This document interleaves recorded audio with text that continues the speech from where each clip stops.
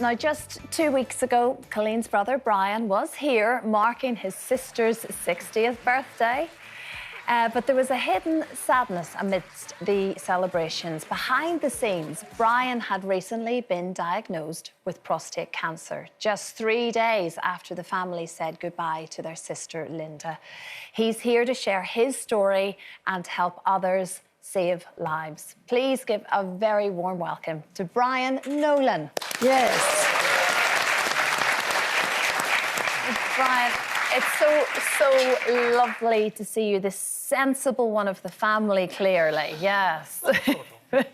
Wow. No, it's so lovely to have you here, Brian. And I know this is not your natural habitat, you know, so... What, surrounded by women? I think well, he's got 6 sisters. Not quite just on the telly, yeah, at least. We know that, Brian, but it's a very important discussion and message that you want to get across. If we can just take you back as to why you needed to go to the doctor. At what point did you feel, do you know what, there might be something wrong here? Yeah, it's kind of a common thing of men of our age. I had a urinary problem, which means I was weeing too much. Yeah. And I said, it's becoming a bit affecting my life, you know, needing to not drive too far without going to the toilet. So I went to my GP and said, you know, what's the story here? And he said, it could be bladder, it could be anything. What we'll do is we will give you what they call a PSA inspection, which is just literally 2 blood tests over 2 weeks.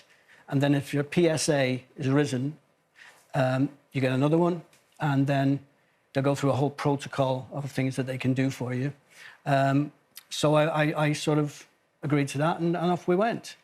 The protocol itself is nothing to be feared of or worried about. It was, as I said, a blood test, and then they do a little internal inspection just to make sure if there is something there. They did find something that he wasn't quite happy with. And so they decided to send me for an MRI scan. And again, they did find something that was a little bit, not sinister, but they wanted to investigate. So I went and had a biopsy, and they did indeed find something. And I went to see the urologist, and he said, we have found something. And I immediately went, as we all probably would, I said, I've got cancer. And he said, yeah, you've got cancer. And that in itself is something in your life you really don't want to hear. I mean, I never thought how I'd react. I was just completely speechless. And my wife was with me, and she broke down a little bit.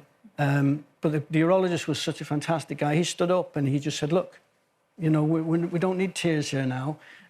It's treatable and it's curable. And then he went into how they can treat it. But the main thing he said to me was, you've come in early with an unrelated issue, really, but except that it was urinary, and he said it's prostate.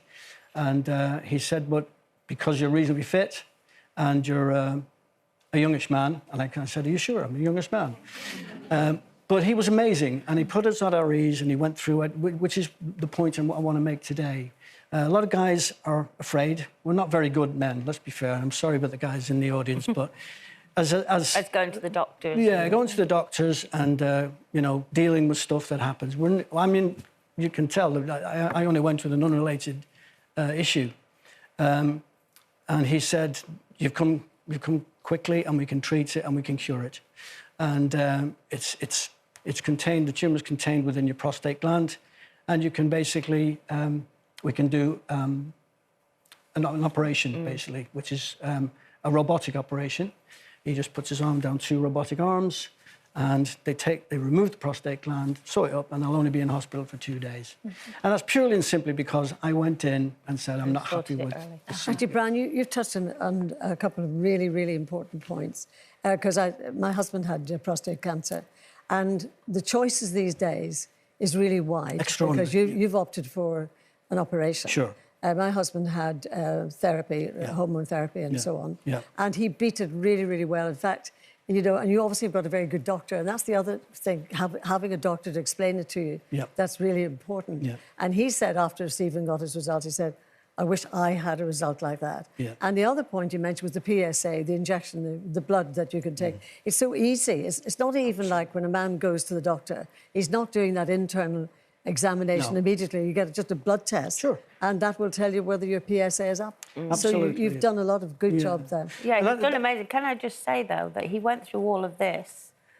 And none of us knew because he was also at the same time organising everything for my sister Linda. And when I say organising everything, he took him and Annie actually my took wife, control of the whole thing, and we would never, at one moment did I think there's something up with Brian. So he's been incredibly strong as well. Yeah, it was a conscious decision by myself.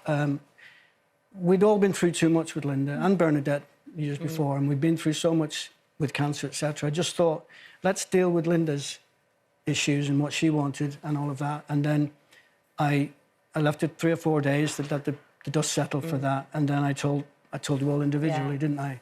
And there was devastation, but I was able to give them a great story of hope. And the thing, I think, you know, as Gloria was saying there, the word cancer is no longer a death sentence. Most cancers are treated, but the key is, and hopefully the work that I'm going to start doing with some of the charities, if I can, if they'll let me, is just to say to guys, please, please, please, have your PSA once a year, and we're going to start a campaign, because the problem really is that there's no notification for men. There are no symptoms, really, and the notification is lax, if anything.